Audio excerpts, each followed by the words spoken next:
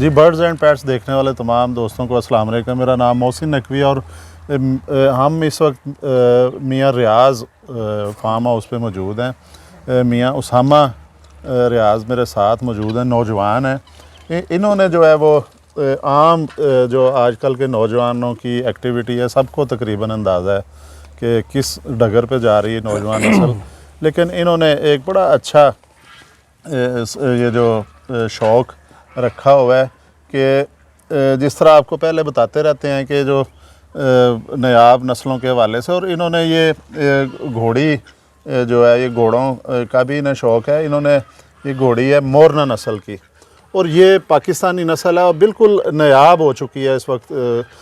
इसके भी चंद अब इस नस्ल के घोड़े रह गए होंगे यहाँ पे। तो ये मोरना नस्ल जो है, इसको ये ब्रीड करवा रहे हैं, ब्रीडर घोड़ी है ये, और इसके साथ इसका बच्चा भी है, वो भी फ़ीमेल है, घोड़ी है। मियाँ उसामा रियाज़ से हम बात करेंगे। अस्सलाम वालेकुम मियाँ साहब। जी वालेकुम सलाम। अच्छा मियाँ साहब, ये किस तरह ख्याल आया आपके जहन में कि जो नस्ल लेके आनी चाहिए ऐसी जो ख़त्म होने वाली है? असल में मैं तो ये चाह रहा था कि लोग इस तरफ आए, जो हमारे जो ये पंजाब का हमारा कल्चर है, ये लोग नई जनरेशन बिल्कुल भूलती जा रही है। और मेरा शौक़ है, मैंने ये बड़ी दूर से फैसलाबाद के इलाके, दरिया के इलाके से जाके मैं खुद जाके परचेज़ करके आया हूँ।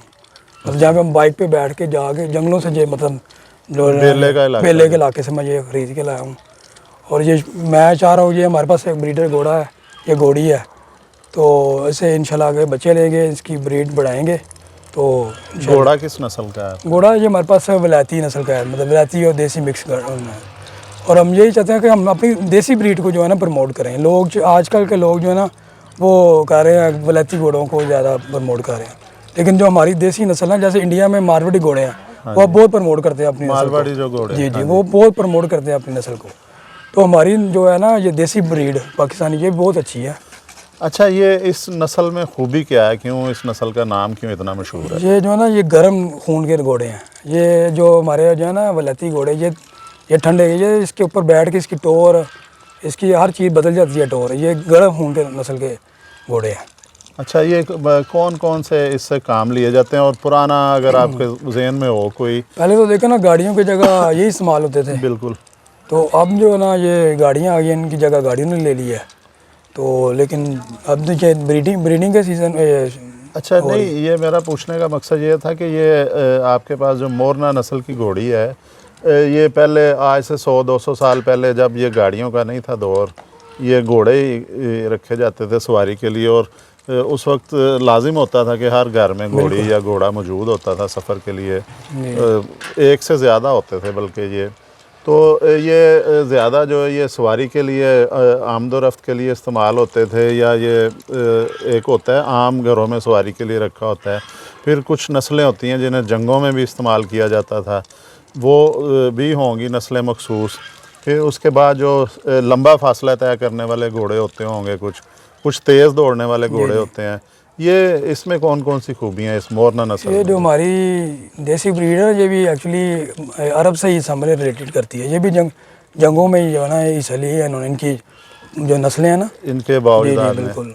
तो ये अब तो चले, इसका वो जंगों का नहीं दौर रहा, लेकिन ये है कि इसको हम मियाँ साहब ट्रेंड करें, तो ये कौन कौन सा जो है, इसको करीब लेके आए ज़रा, करीब करें। ये कौन कौन से जो है काम आ सकती है? जिस तरह आपको अब शौक़ है टेंट पैकिंग का, नेज़ाबाजी का आप शौक़ है, बिल्कुल।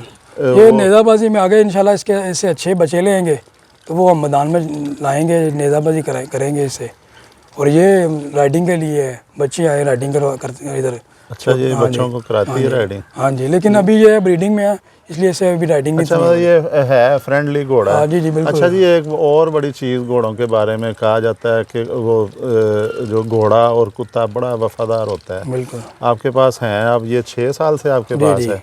अच्छा, आपने इनमें देखा है कोई वफादारी? बिल्कुल वफादारी। देखिए, मेरा घोड़ा अरे इस पर इतना टाइम ही मैं दे रहा क्योंकि ब्रीडिंग में है। घोड़ा जिस पे मैं राइडिंग कर लेता हूँ उसको मेरे अलावा किसी को बैठने नहीं देता। यहाँ ये मेरा ये बंदे हैं, ये इनके अलावा, मेरे अलावा किसी को अपने पास नहीं आने दे। अब ये मोरना नस्ल की घोड़ी है, ये इस वक्त ये देखे ना, ये प्रेग्नेंट है। इसलिए हाँ जी, ये एक बच्चा तो इसका काफ़ी, ये कितने अरसे का हो गया जी? ये तकरीबन 6 माह का हो गया बच्चा। 6 माह का हो गया। 6 माह बाद फिर ये अब दोबारा प्रेग्नेंट है। तो अभी मियाँ उसामा रियाज बता रहे थे कि इसमें से जो आएगा नर, अगर घोड़ा पैदा हुआ तो उसे फिर ये अपने ज़ाती इस्तेमाल में रखेंगे। नेज़ाबाजी का शौक़ है इन्हें, और ये जो तकरीबन जो 10 से ज़ायद मुकाबले भी जो हैं वो जीत चुके हैं नेशनल लेवल के। तो अच्छा मियाँ साहब, आप ये बात उस तरफ आ गई है, अब ये भी आप बता दें कि कहाँ कहाँ पे आपने मुकाबले जो हैं टेंट पैकिंग के, नेज़ाबाजी के? ये तो हम हर साल करवाते हैं इधर अपने फरोज वाला, मेरे चचा हैं इधर एक जोरी इकबाल बुटर साहब, वो करवाते हैं। उसके अलावा ये ऐसे गार्डन में होती है नेज़ाबाजी बड़ी अच्छी, हर अभी ये गुजरी है रिसेंटली, उधर की है मैंने।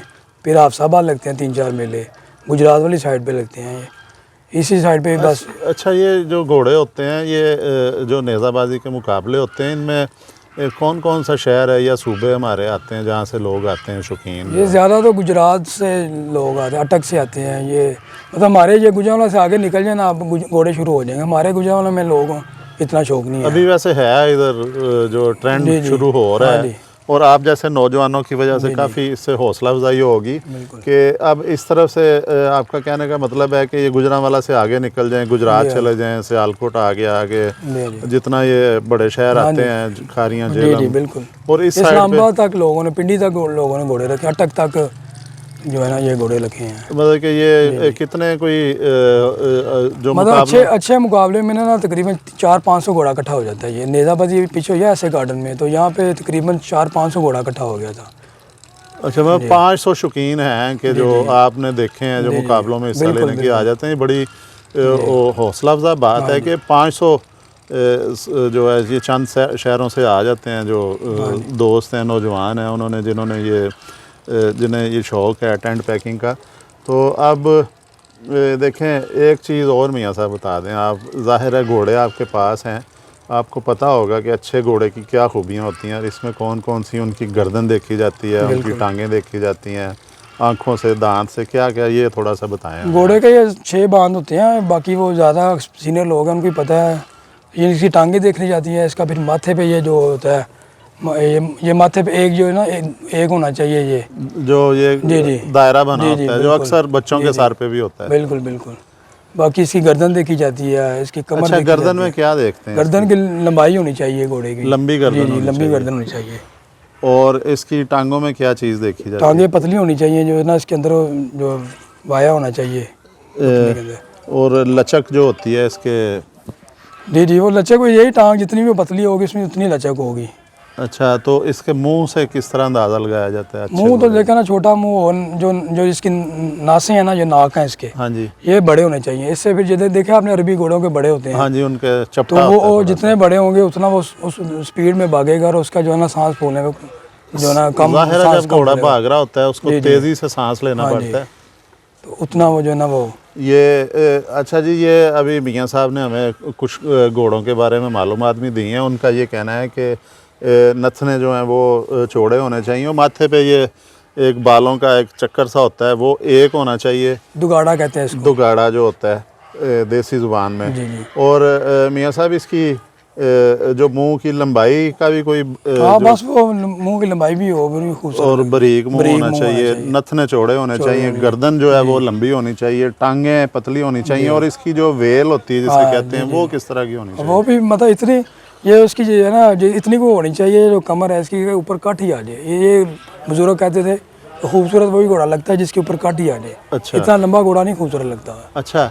अच्छा जी, एक और चीज़, आखिरी बात, अब वो प्रोग्राम भी लंबा हो रहा है हमारा, उसमें आखिरी चीज़ आप ये बता दें कि इसके ऊपर ख़र्चा कितना आता है? अगर कोई आम शहर का नौजवान अगर आपसे मुतासिर हो के घोड़ा रखना चाहे तो ये बताएं कि एक नॉर्मल घोड़ा अच्छा सवारी के लिए वो कितने का मिल जाता है, उसका ख़र्चा क्या आ जाता है महाना?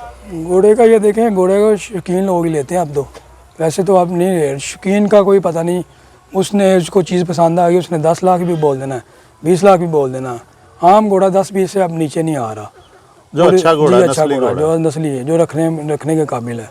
हाँ जी। और उसकी खुराक का जो खर्चा वो अपने पे डिपेंड करता है, वो समझ लें कोई 30-40 हज़ार रुपये मंथली हो जाता है। महाना जो है ये कितने खा जाता है, क्या क्या इसकी खुराक में इसकी शामिल खुराक में चोकर शामिल है, जौ शामिल है, तूड़ी होती है, बाकी इसको हरे में जो ना वो जो ये जो है स्टाला देते हैं हम, लूसन है। इनके लिए हमने एक एक जानवर के लिए एक एक एकड़ छोड़ा है, उसमें हमने इसमें जवी बीजी है और लूसन बीजा है, स्टाला बीजा है। ये चीज़ें ना खर्च, ये चीज़ें तो हम गिनते नहीं ना है, हम तो ये जो इनका बाकी है एक एक घोड़े पे एक एक मुलाजम रखा है, तो ये खर्चे तो फिर होते हैं ना, अभी शौक करना तो फिर खर्चे तो फिर बिल्कुल होंगे। लें जी, ये देखें आज हमने एक ज़रा हट के प्रोग्राम किया है कि घोड़े जो हैं ये सदियों से बल्कि हज़ारों साल से जो हमारी सकाफ़त का हिस्सा हैं, और ये हमारे दोस्त हैं। ये समझ लें कि इन्होंने हर जंग में खुशी गमी में ये हमारे साथ देते रहे। अब एक चीज़ अलहदा है कि अब जदीद जो साइंसी दौर है और अब गाड़ियों ने जो है इनकी जगह ले ली, अब घोड़े जो हैं वो नहीं इस्तेमाल हो सकते, ना ही अब इतनी ज़मीनें हैं शहरी इलाकों में कि इनके लिए अलहदा से जो है वो चारा काश्त किया जाएगा। वो तो कोशिश हमने की है आपको बताएं इसकी खुराक के हवाले से, इसकी पहचान के हवाले से। तो अगले प्रोग्राम में इंशाल्लाह ताला कोई और चीज़ लेके आपके पास दोबारा हाज़िर होंगे। अब तक के लिए अल्लाह हाफ़िज़।